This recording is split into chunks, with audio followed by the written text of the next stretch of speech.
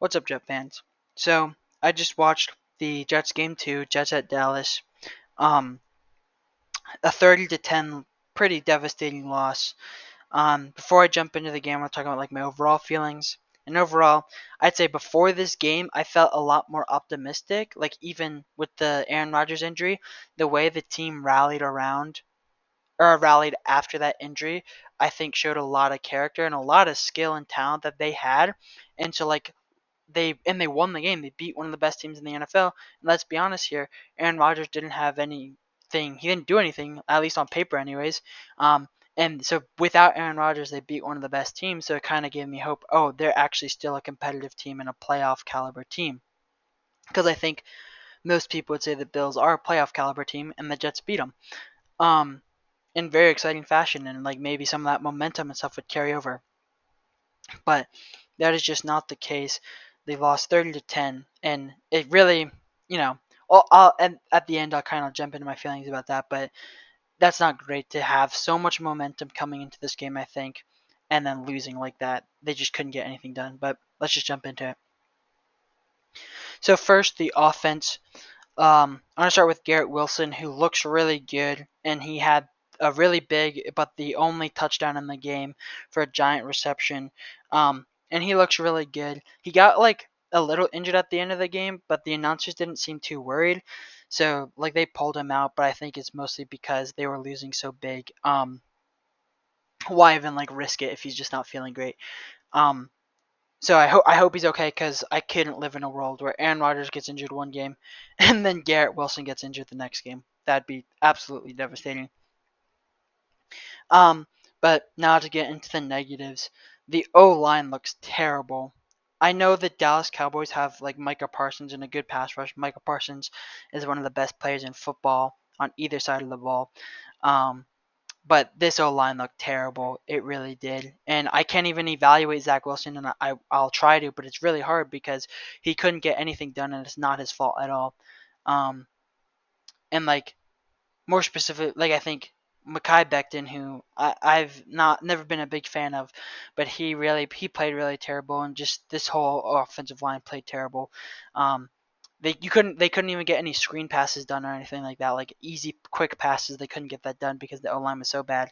And I'm gonna be honest, if let's say Aaron Rodgers didn't get injured the first game, he's not gonna survive 17 games with this O line. So kind of as a positive spin, I suppose. Maybe they can fix their O-line in the offseason because you cannot win a Super Bowl with this O-line and with a quarterback the age Aaron Rodgers is. Um, and so they just look absolutely ferocious. Um, and so I'm gonna try to talk about Zach Wilson, but I mean he didn't really do anything terrible, but he also didn't do anything good, mostly because we didn't have a chance to see if he's good or bad again because his O line is terrible and it's been terrible for his entire career. Um, he he had a wide open Zach Wilson to Garrett Wilson touchdown. Um, that didn't happen. There was one that did happen, but there was also one that didn't happen because the defense was in his face and was able to knock the ball off target. And I think lots of these interceptions that he's having is mostly due to the offensive line, not actually him. That all being said, I think Zach should run the ball more. I'm not sure if he's mobile. I'm not sure if the coaches are telling him not to run or something, but during that 2 minute warning, they were running a lot with he was just QB scrambling, and it was bad to do it at that time because they had no time. They had the 2 minute warning basically.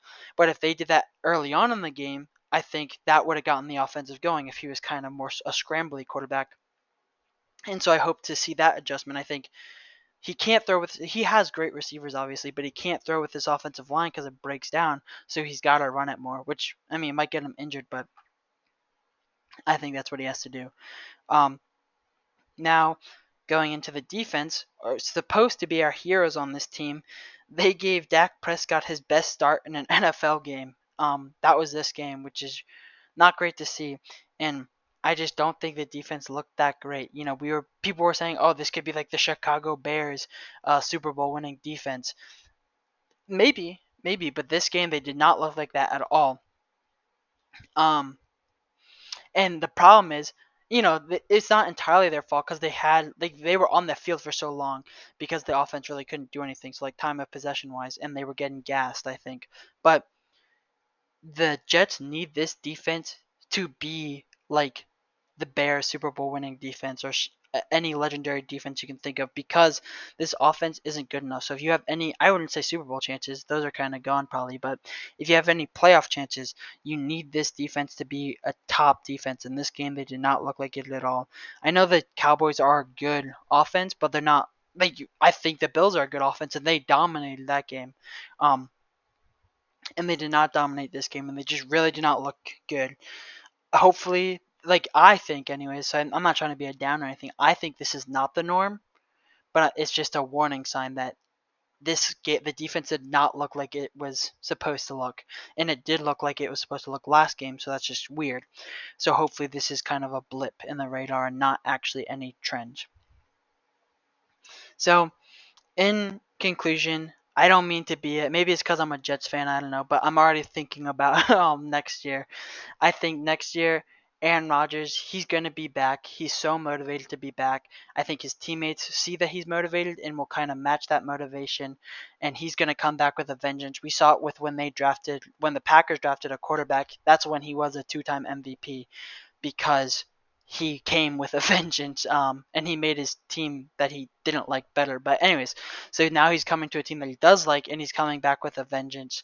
Um, and I think that the Jets just need to fix this offensive line. I don't think there's any big free agents coming up for the Jets to lose. So hopefully the same core group of guys will be there, and they have a lot of cap space thanks to Aaron Rodgers because he gave up so much money for us. So I think we need to take the money that he gave the Jets and we need to put it in protecting him because if he didn't get injured last game, he would have gotten injured this season because this O line does not look good. Everyone knows it. It was even on Hard Knocks, and the Jets seem to have pretty good control under Hard Knocks. So once again, a really tough loss. I don't mean to be negative. Like even if they had Aaron Rodgers, this game would have been hard. So I'm not saying like I don't blame Zach at all. I don't blame the coaches or anything.